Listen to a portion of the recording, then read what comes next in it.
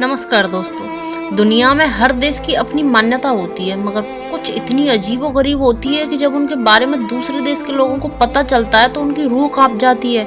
कई मान्यताएं भले ही हम अब खत्म हो गई हों, मगर इनका इतिहास के पन्नों में वो आज भी दर्ज है और उनको चौंका देने वाला है।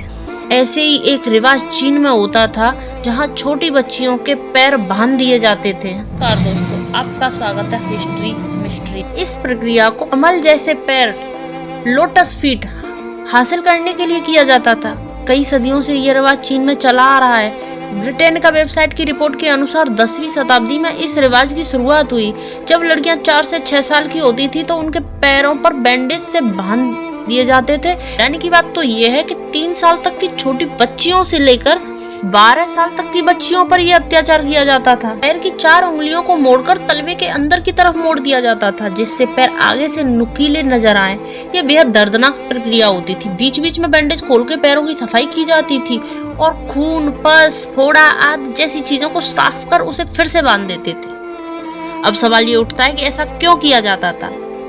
रिपोर्टर्स की माने तो उस दौरान मर्दों को छोटे और नुकीले पैर पसंद हुआ करते थे। इस वजह से महिलाओं के लिए आगे से नुकीले जूते बनाए जाते थे। दूसरा कारण ये था कि पैर मोड़ देने से खून का बहाव प्राइवेट पार्ट्स की तरफ नीचे से ऊपर की ओर होता था।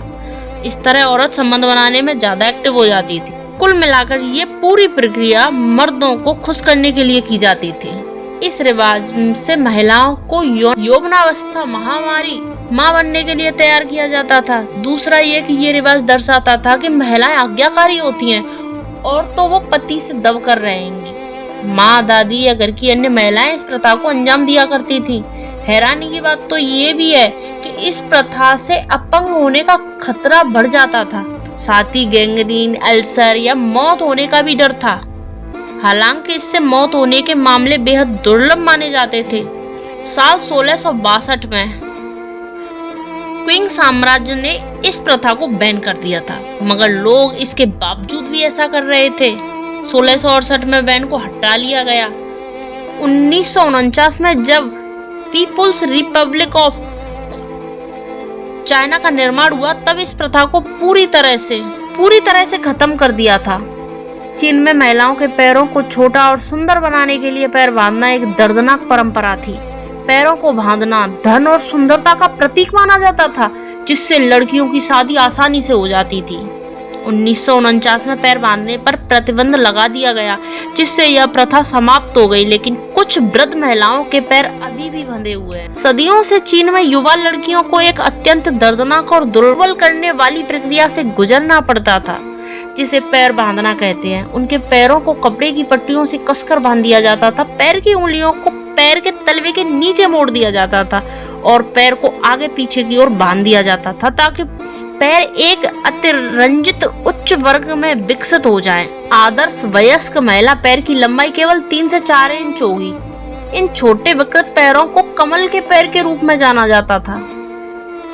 बंधे हुए पैरों का फैशन हान चीनी समाज के उच्च वर्ग में शुरू हुआ, लेकिन यह सबसे गरीब परिवारों को छोड़कर सभी में फैल गया। बंधे हुए पैरों वाली बेटी का मतलब था कि परिवार इतना अमीर था कि उसे खेतों में काम करने से रोका जा सकता था। बंधे हुए पैरों वाली महिलाएं किसी भी तरह का काम करने के लिए ठीक से नहीं चल पा सकती थी, जिसमें किसी भी तरह का काम शामिल हो, जिसमें किसी भी समय खड़े रहना शामिल हो, क्योंकि बंधे हुए पैरों को सुंदर माना जाता था और क्योंकि वे सापेक्ष धन का प्रतीक थे।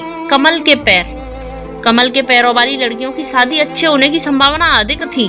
इसके परिणाम स्वरूप कुछ कृषक परिवार, जो वास्तव में अपने बच्चों को काम से निकालने का जोखिम नहीं उठा सकते थे, वे भी अमीर पतियों को आकर्षित करने की आशा में अपनी सबसे बड़ी बेटी के पैर बांध देते थे। चीन में पैर बांधने की प्रथा की उत्पत्ति से संबंधित विभिन्न मिथक और लोक कथाएं हैं। एक संस्करण के अनुसार यह प्रथा सबसे पुराने प्रलेखित राजवंश सोंग राजवंश लगभग 1600 पूर्व से जुड़ी है।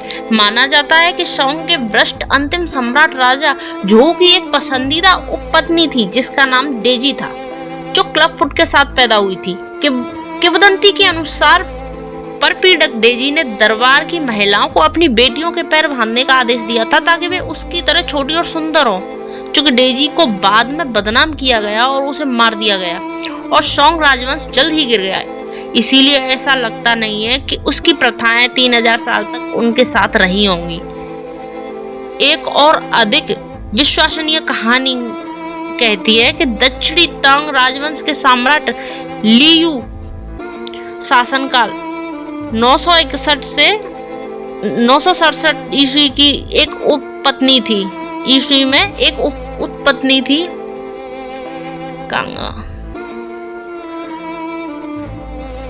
961 ईस्वी में एक उपपत्नी थी जिसका नाम याओ नियांग था, जो कमल नृत्य करती थी, जो एक पॉइंट वेले के समान था। नृत्य करने से पहले वो अपने पैरों को सफेद रेशम की पट्टियों से अर्ध चंद्राकार आकार में बांधती थी और उसकी सुंदरता ने अन्य वैश्याओं और उच्च वर्ग की महिलाओं को भी ऐसा करने के लिए प्रेरित किया।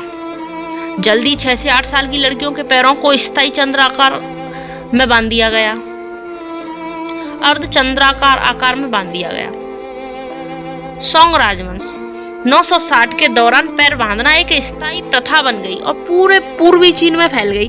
जल्दी किसी भी सामाजिक प्रतिष्ठा वाली हर जातीय हॉन चीनी महिला से कमल के पैर रखने की अपेक्षा की जाने लगी। बंधे हुए पैरों के लिए सुंदर कढ़ाई और रत्न जड़ित जूते लोकप्रिय हो गए और पुरुष कभी कभी महिलाओं के जूतों से शराब पिया करते थे। जब मंगोलों ने सोंग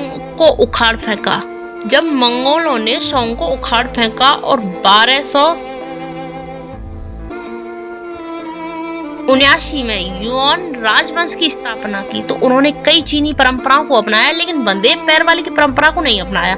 राजनीतिक रूप से कहीं ज्यादा प्रभावशाली स्वतंत्र मंगोल महिलाएं अपनी बेटियों को चीनी सौंदर्य मानकों के अनुरूप ढालने में पूरी तरह रुचि रखती थी। इसी प्रकार महिलाओं के पैर जातीय पहचान का एक तत्कालिक चिन्ह बन गए, जिसने हॉन चीनी को मंगोल महिलाओं से अलग कर दिया। यही बात तब भी सच थी जब जातीय मंचू लोगों ने 1644 में मिंग चीन पर विजय प्राप्त की और किंग राजवंश 1644 से 1912 की स्थापना की। मंचू महिलाओं को कानूनी तौर पर अपने पैरों को बांधने से मना किया गया था, फिर भी यह परंपरा उनके हॉन विषयों को बीच में मजबूती से जा रही थी। 19वीं सदी के उत्तरार्ध में पश्चिमी मिशनरियों और चीनी नारीवादियों ने पैर बांधने की प्रथा को समाप्त करने का आह्वान करना शुरू कर दिया। सामाजिक डार्विनवाद से प्रभावित चीनी विचारकों को चिंता थी कि विकलांग महिलाएं कमजोर बेटे पैदा करेंगी, जिससे चीनी लोगों के रूप में खतरा पैदा होगा। विदेशियों को खुश करने के लिए मांचू महारानी डोबगर सिक्सी ने 1902 में एक आदेश में इस प्रथा को गैर कानूनी घोषित कर दिया, जो विदेशी विरोधी बक्सर विद्रोह की विफलता के बाद हुआ।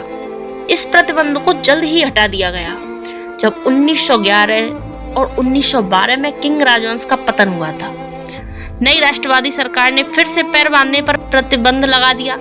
तटीय शहरों में यह प्रतिबंध काफी हद तक प्रभावी था, लेकिन ग्रामीण इलाकों में पैर बांधना बरोक-टोक जारी रहा। 1949 में कम्युनिस्टों द्वारा चीनी गृह युद्ध जीतने तक यह प्रथा कमोबेश पूरी तरह से समाप्त नहीं हुई थी। माओ जेडोंग और उनकी सरकार ने महिलाओं को क्रांति में अधिक समान भागीदार माना और तुरंत पूरे देश में पैर बांधने पर प्रतिबंध लगा दिया, क्योंकि जिससे श्रमिकों के रूप में महिलाओं का मूल्य काफी कम हो गया था। यह इस तथ्य के बावजूद था कि बंधे हुए पैरों वाली कई महिलाओं ने कम्युनिस्ट सैनिक के साथ लॉन्ग मार्च किया था, जिसमें उन्होंने अपने विकृत 3 इंच लंबे पैरों पर ऊबड़ खाबड़ इलाकों से होते हुए 4000 मील दूरी तय की थी और नदियों को पार किया था। बेशक जब माओ ने प्रतिबंध लगाया था तब चीन में पहले से ही करोड़ों महिलाओं के पैर बंधे हुए थे। जैसे जैसे दशक बीतते गए उनकी संख्या कम होती गई। आज ग्रामीण इलाकों में रहने वाली 90 या उससे ज्यादा उम्र की मुट्ठी भर महिलाएं ऐसी हैं जिनके पैर अभी भी बंधे हुए हैं। ऐसी ही हिस्ट्री की सच्ची कहानी जानने के लिए हमारे चैनल को सब्सक्राइब करें। और आपका क्या विचार है इन्हीं के इस इतिहास के बारे में, हमें कमेंट करके जरूर बताएं।